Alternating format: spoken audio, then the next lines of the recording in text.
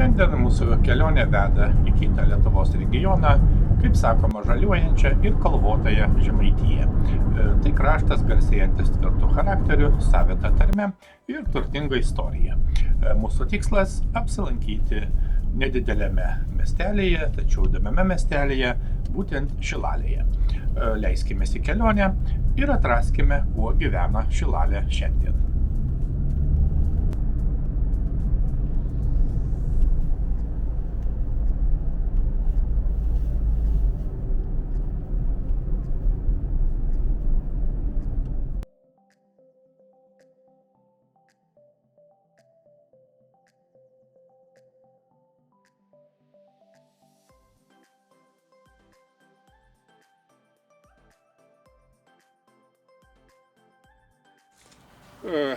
Taip, šiandien esame Šilalėje, dar viename įdomiame Lietuvos nedidelėme miestelėje. Šilalė yra Žemaitijoje, būtent Tauragės apskrityje, ir netoli nuo Tauragės, maždaug 30 km. Nedidelis miestelis, tačiau įdomus. Be abejo, Šilalė yra rajonas savivaldybės centras. Ir miestelis minimas maždaug nuo 16 amžiaus, taip pat ganėtinai senas istorinis miestelis. Mes, kaip visada, apžiūrėsime įdomiausius objektus, pasivaikščiosime ir papasakosime. Šiuo metu taip pat esame ištikties įdomiame parke, apie jį taip pat detaliau papasakosime vėliau. Pro miestelį teka keletas upelių, yra Šilalės miesto parkas, yra tvenkinys, be abejo yra bažnyčios, kultūros centras, biblioteka, ir žinoma kiti svarbus miesto objektai. Pats pavadinimas, miestelio pavadinimas siejamas su pušynais arba lietuvių vadinamais šilais, kadaise čia, manoma, augo ištisi dideli masyvai pušynų. Ir manoma, kad nuo to kilęs būtent miestelio vardas. Papasakosime, apžiūrėsime, tikimės, kad kaip visada įdomu pažinti Lietuvą.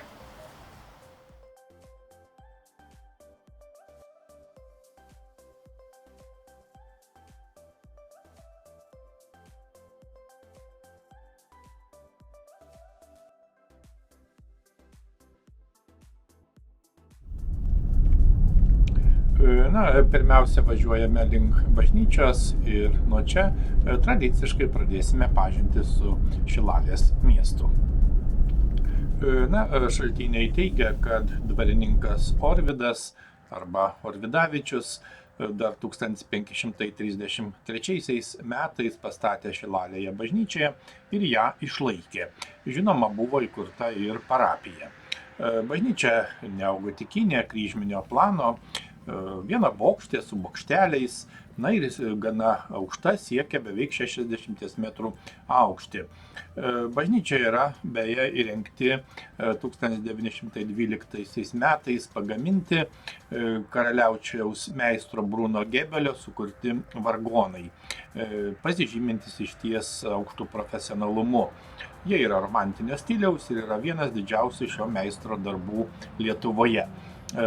Manoma, kad instrumentas iki mūsų dienų iš esmės išliko beveik nepakitęs.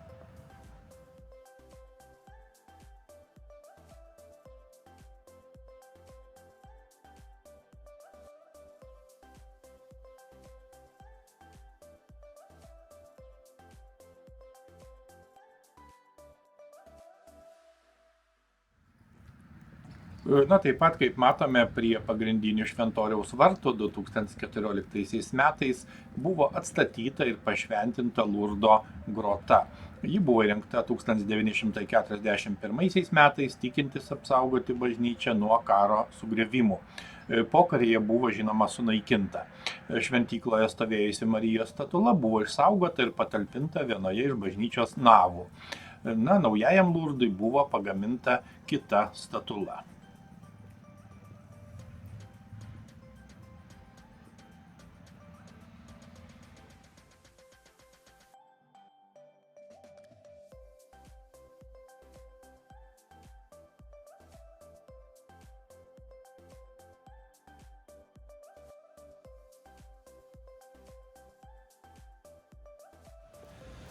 Kaip matome, mieste taip pat yra tvenkinys, tai yra dirbtinis vandens telkinys, įrengtas patvenkus Ašučio upelį miesto centre, būtent Vytauto Didžiojo gatvėje. Jo ilgis yra beveik 1 kilometras, o plotis kiek daugiau negu 100 metrų. Bendras plotas yra apie 6 hektarus.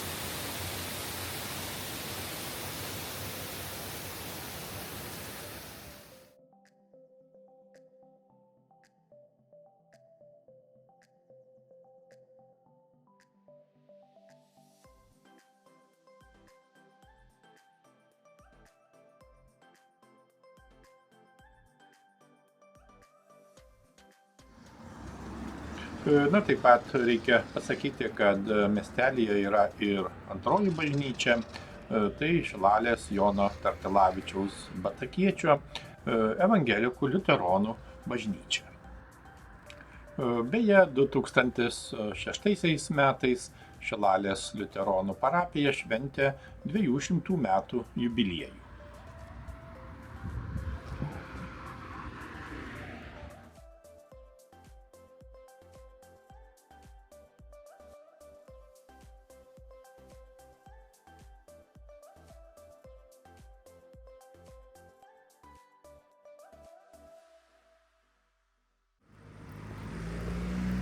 Einame link miestelio centro, būtent čia, kelių pagrindinių gatvių sankryžoje, yra paminklas Laisvės šauklys. Yra skirtas 1990 m. kovo 11 Lietuvos nepriklausomybės atkūrimo dienai paminėti. Šis paminklas beje yra pirmasis Lietuvoje, skirtas kovo 11-ąjai. Kaip galima matyti, tai yra modernių formų skulptūra, vaizduojanti metalinį angelą, kuris rankose laiko trimitą, būtent simbolį, kviečianti žemaičius tapti laisvais kūnu ir siela, bei saugoti 1990-ųjų nepriklausomybės atkūrimo laisvę.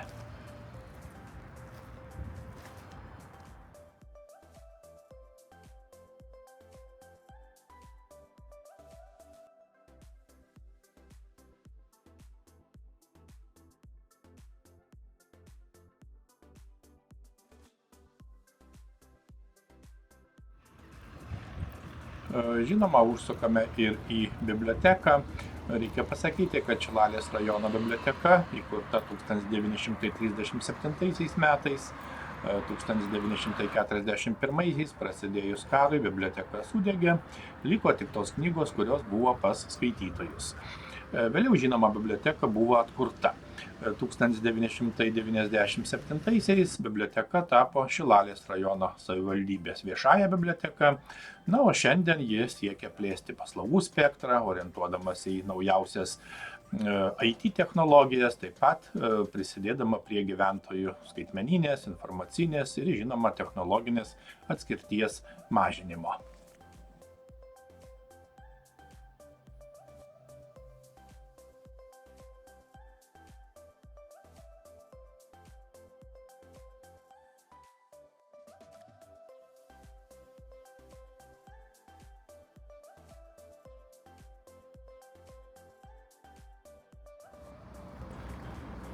Miestelyje taip pat yra kultūros centras, tai yra daugiafunkcinis centras, kuris puoselėja mėgėjų meną ir etnokultūrą, žinoma, rengia įvairius kultūrinius renginius, šventes, bei skatina bendruomenės, ypač vaikų ir jaunimo laisvalaikį.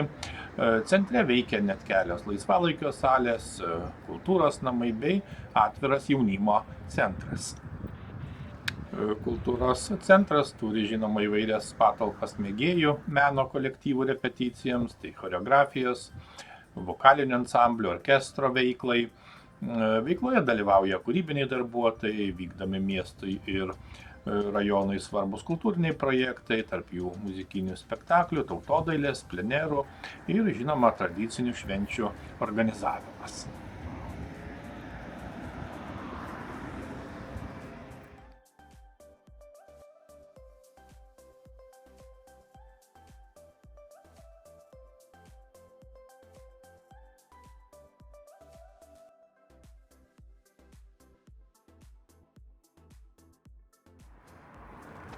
Kaip jau minėjome, Šilalė yra nedidelis miestas vakarų Lietuvoje, Žemaitijoje. Miestas stovi plynaukštėje tarp Žemaičių aukštumos ir Pajūrio žemumos, būtent Lokystos ir Ašučio upių santakoje. Istoriniai duomenys teigia, kad Šilalė minima jau nuo XVI amžiaus pradžios. Būtent, kaip minėjome, 1533 metais buvo pastatyta pirmoji bažnyčia. Miestelis užima apie 3,6 kvadratinius kilometrus ploto ir jo gyventojų skaičius yra apie 4500. Kaip jau sakėme, Šilalės vardas kilęs nuo žodžio šilas, tai yra pušynas, nes teritorijoje kadaise buvo dideli pušynų arba šilų masyvai.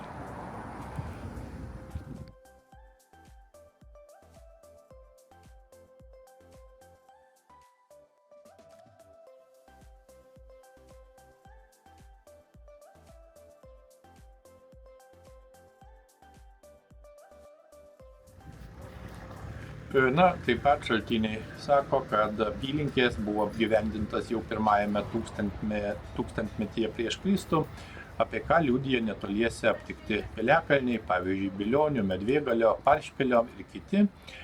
16–17 amžiuje miestelis augo kaip bažnytinė ir prekybinė vietovė, aplink kurią kūrėsi žemdirbių ir amatininkų sodybos.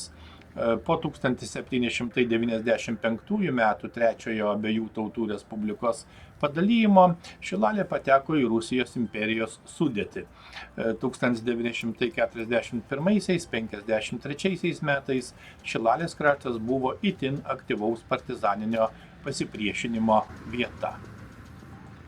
Žinoma, atkūrus nepriklausomybę nuo 1990 metų Šilalė tapo Šilalės rajono savivaldybės centru.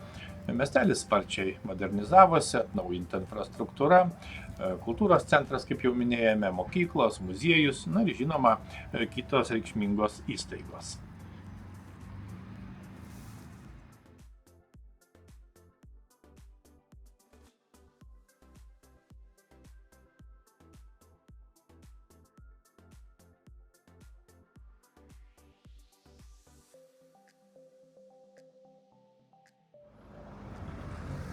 Pagrįstai galima sakyti, kad Šilalė išties senas Žemaitijos miestelis, per amžius išaugęs iš bažnytkaimio į regioninį administracinį ir kultūrinį centrą.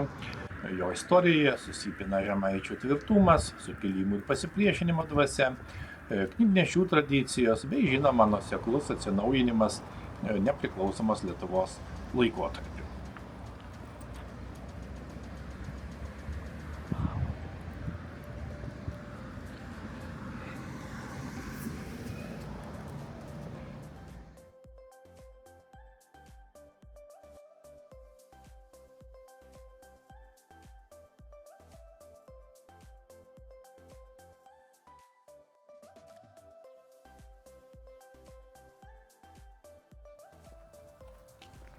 Miestelėje, kaip jau minėjome, yra tvenkinys, būtent šalia tvenkinio įrengta poilsio zona, kurioje yra Šilalės bendruomenių parkas, paplūdimys, vaikų žaidimo ir paplūdimio tinklinio aikštelės.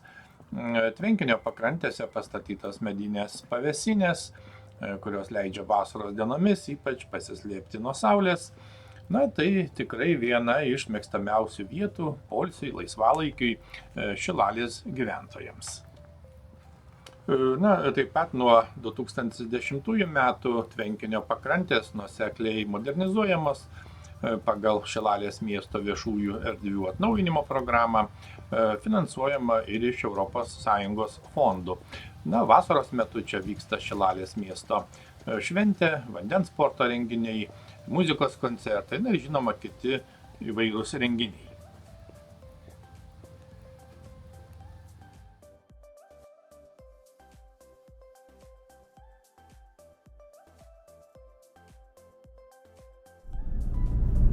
Na, važiuojame toliau į kitą tvenkinio pusę, taip pat pabandysime apžiūrėti. Na, reikia pasakyti, kad per Šilalę teka Lokysta, tai yra jūros upės intakas, kuri teka būtent vakarinėje miesto dalyje. Per patį miestą taip pat teka Lokystos intakas Ašutis, kuris čia, kaip matoma, praplatėja ir sudaro būtent Šilalės miesto tvenkinį. Žinoma, Lokysta ir Ašutis yra labiausiai žinomos ir svarbios Šilalės miesto upės. Jos prisideda prie vietos kraštovaizdžio, ekosistemos ir gyventojų laisvalaikio galimybių.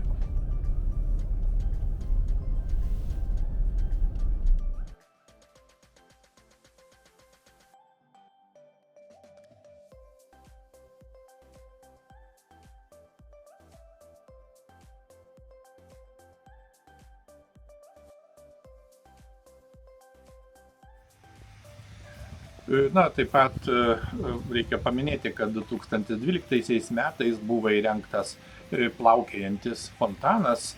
Na ir šis fontanas tapo tikrai svarbiu miesto akcentu ir lankytojų traukos tašku. Tvenkinys, kaip žinia, yra miesto centre. Jame, kaip jau minėjome, vyksta įvairūs miesto renginiai.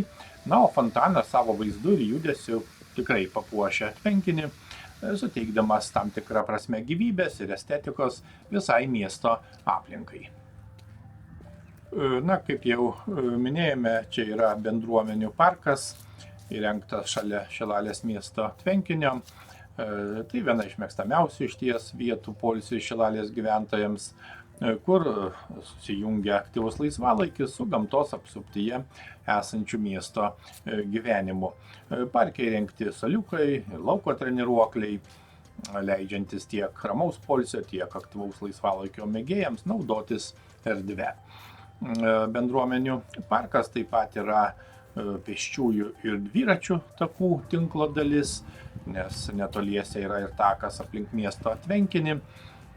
Parkas yra ramioje aplinkoje, netoli miesto centro, na ir pasižymi žaliais plotais, galimybė mėgautis gamta bei čia vykstančiais bendruomenės renginiais. Na, galima drąsiai sakyti, kad parkas tikrai pritaikytas tiek poilsiui, tiek sveikos gyvensenos skatinimui bei bendruomeniškumo ugdymui.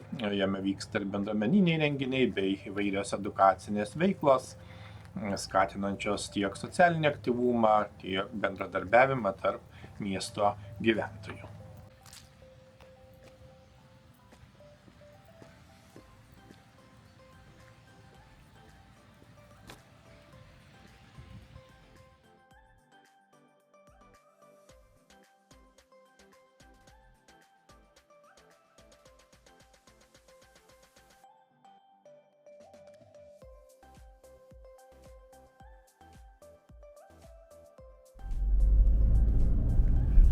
Na, taip pat galima paminėti, kad Šilalės miesto pramonė išsidėsčiusi įvairiose miesto ir priemiesčių teritorijose.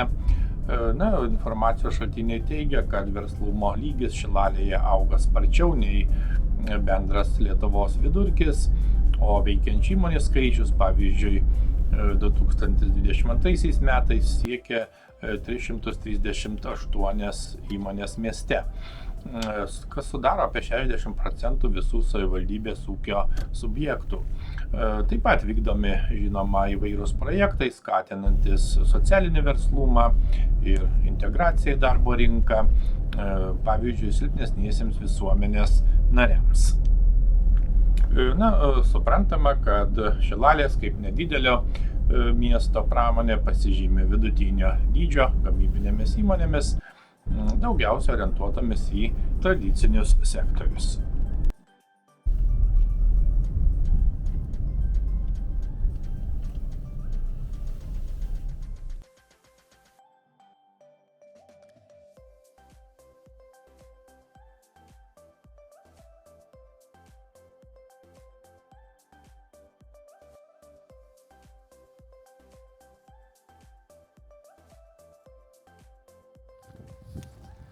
Na, apžiūrime dar vieną įdomų parką, tai Šilalės Orvidų parkas, Parko teritorija pritaikyta visuomenės poreikiams, važiuoti dviračiais, pasivaikščioti, pasyviam ir aktyvesniam poilsiui.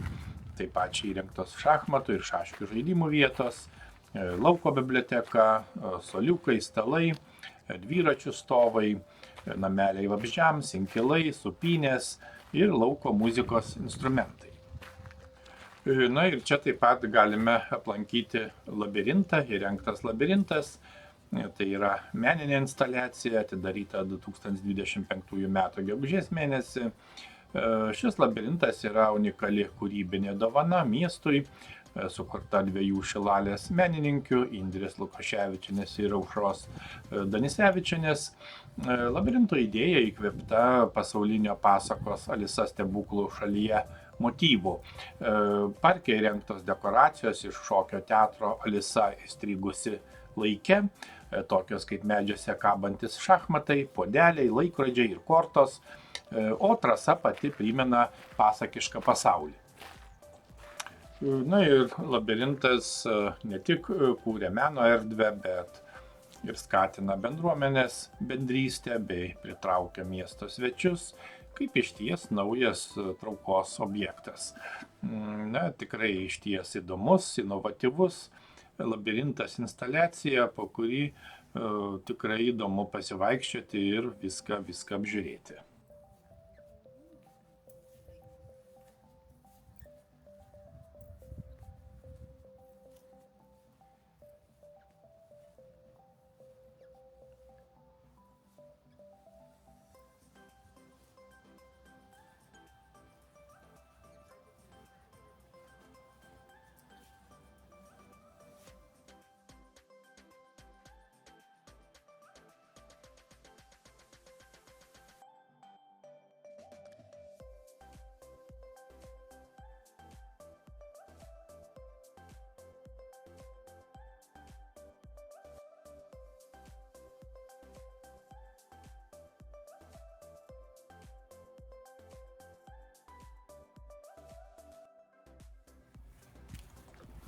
Na, išties neabejotinai įdomi Šilalės vieta.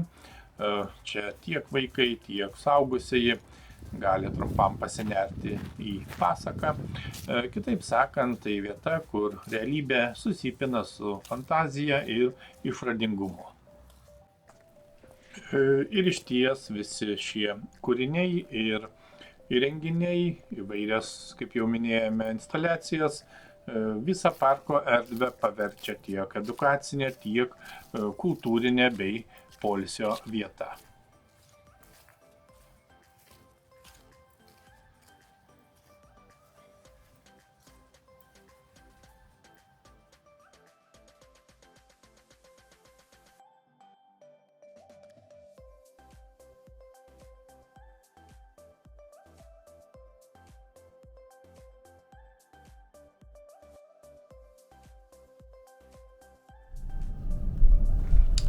Na, reikia paminėti, kad Šilalės miesto architektūra pasižymi turtinga istorinė ir kultūrinė įvairovė, formavusią miesto veidą per keletą šimtmečių. Miestas pradėjo kurtis nuo 14 amžiaus, o jo vystymąsi stipriai lėmė 16 amžiaus pradžioje esantis dvaras, kurį valdė Orvidų arba Orvidavičių giminė. Iki šiol mieste yra išlikę įvairūs archeologiniai paminklai, piliakalniai ir žemaitiškose vietovardžiuose atsispindinti istorinė tapatybė. Suprantama, kad per šimtmečius miesto architektūra keitėsi dėl gaisrų, karo ir kitų istorinių aplinkybių, todėl dalis senųjų pastatų buvo prarasta arba perstatyta.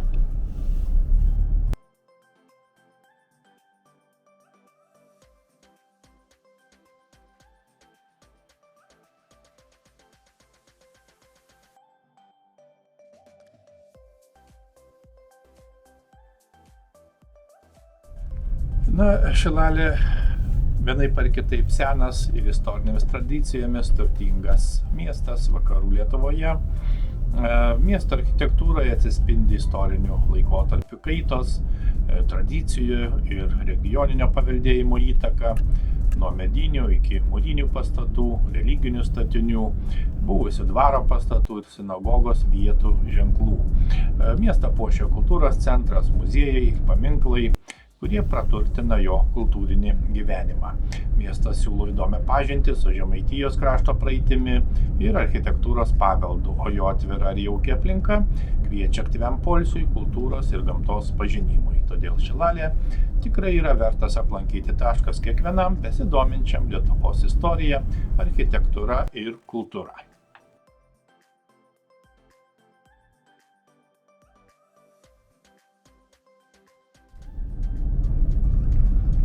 Pažindami Lietuvą mes mokomės pažinti ir save, savo šaknis, savo istoriją ir savo ateitį.